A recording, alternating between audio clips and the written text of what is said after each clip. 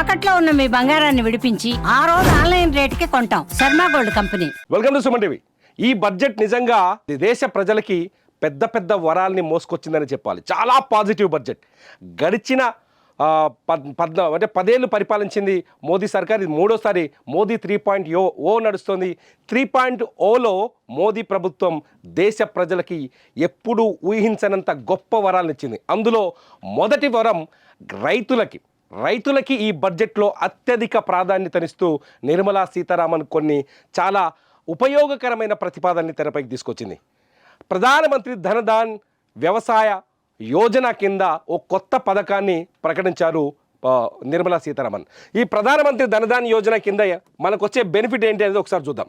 ప్రధానమంత్రి ధనధాన్ యోజన కింద మొట్టమొదటి బెనిఫిట్, దేశంలో వీళ్ళ లక్ష్యం ఏంటంటే దేశంలో వ్యవసాయ ఉత్పత్తుల్ని పెంచడం, వ్యవసాయ ఆధారిత సంస్థల్ని పెంచడం, ఆధారిత పరిశ్రమల్ని పెంచడం, పళ్ళు కూరగాయలు వంటి అంటే ఆరోగ్యానికి ఉపయోగపడే, భారతదేశ ప్రజల ఆరోగ్యాన్ని కాపాడగలిగే వ్యవసాయ ఉత్పత్తులని మరింత స్థిరీకరించడం, ఇంకా వాటిని పెంచి రైతుల్ని ప్రోత్సహించాలన్నది ఈ యోజన యొక్క ముఖ్య ఉద్దేశంగా తెలుస్తోంది.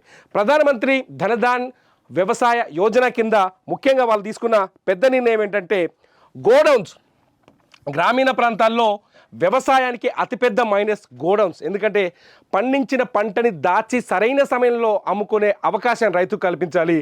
గోడౌన్స్ని ఎక్కువగా ఏర్పాటు చేయడం వల్ల ఈ అవకాశం దొరుకుతుంది. సో ఈ ప్రధానమంత్రి ధనధాన్ యోజన కింద గోడౌన్స్ నిర్మాణం పెంచాలని ఒక నిర్ణయం తీసుకుంది. అట్లాగే నీటిపారుదలకు ఎక్కువ నిధులు ఖర్చు చేయాలనుకుంటోంది.